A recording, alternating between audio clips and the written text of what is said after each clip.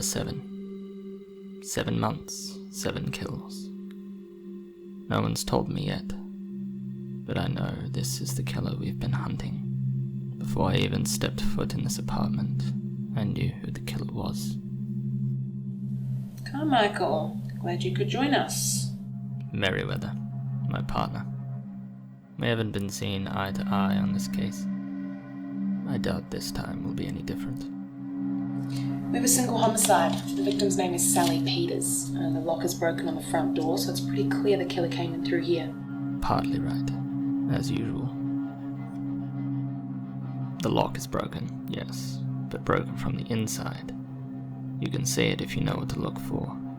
The killer opened the door in a less brutal way and broke the lock on their way out to hide it. They're testing us. They could have broken it from the outside, but they did it from the inside to see if we would notice. This is the one we've been after. The killer forces their way in through the front door and panics the victim. Just like the others. Half right. Again. This killer does have a pattern, but it's not what they think. He's not savage. He's no brute. He's a hunter, and a sophisticated one at that.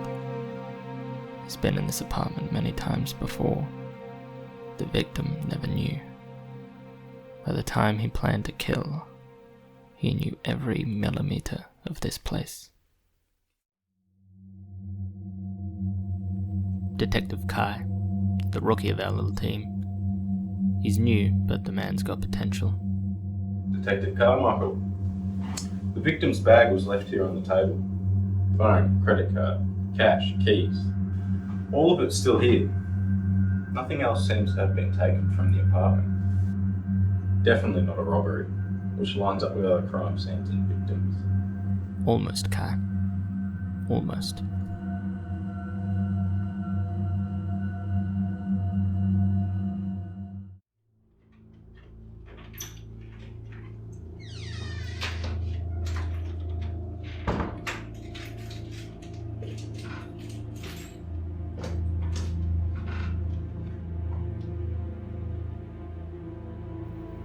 Something was taken from the bag.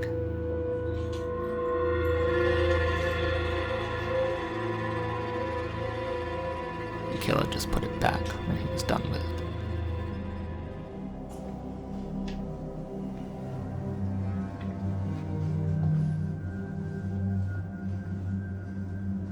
The blood splatter looks like it came from a single horizontal slash. Clean blade, non-serrated. The mess speaks for itself. My guess is the victim fought back and got herself away from the killer and out of the kitchen. Brutal. How many toys with them? But we still can't find the link between our victims. It's like he just kills whenever the urge hits him, attacking the first person he can find. It seems even the best detectives can fall victim to their preconceptions. Merriweather formed an idea of who she thought this killer was from the very first murder. Now, she only sees things that support that idea. The psycho killer. Man, woman, young, old. This killer hunts them all. But he's not toying with them. He's testing them. Studying them. It's twisted, yes. But it's emotionless, analytical. He's experimenting.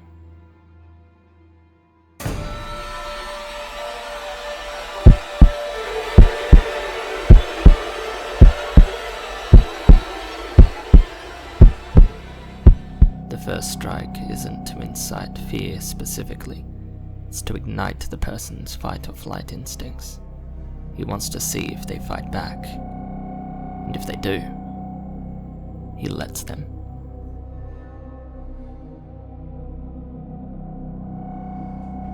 She made it back to this room, but she didn't make it out of the apartment. The killer must have been right behind her while she was running. The chair was knocked over, things scattered across the floor, and there's blood stain on the carpet. There was a struggle here. This killer's erratic and aggressive. He must have stopped her from coming to the front door, so she went back to the apartment. Closer, but not close enough. You still only see what you want to see, and what he wants you to see.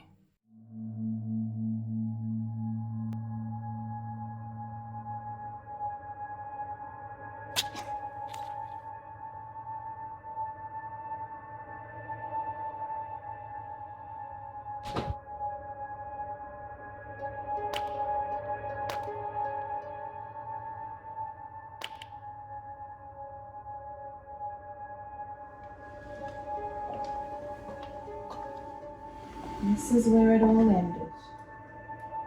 Forensics say there are no signs of assault, aside from the 2 blade wounds from the kitchen and the main room, plus the blow that killed her. A single stab wound to the side of the chest, the autopsy will tell us for certain, but forensics think the blade went in between the ribs and straight to the heart. I'd call it a lucky shot if it wasn't the same for the other victims. Yeah, at least it makes it quick in the end.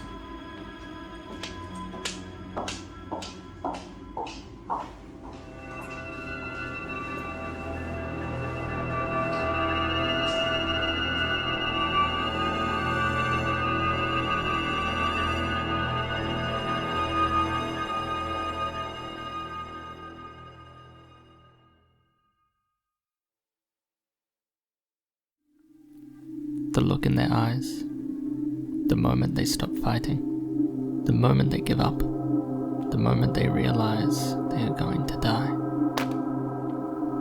That is when he kills them, as a mercy. That's the moment the experiment is over, and he ends the torment, quickly. The sooner they give up, the sooner he ends it.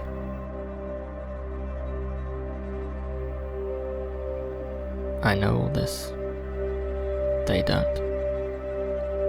And what they don't know, all that they don't see, is why all of these killings are just the beginning.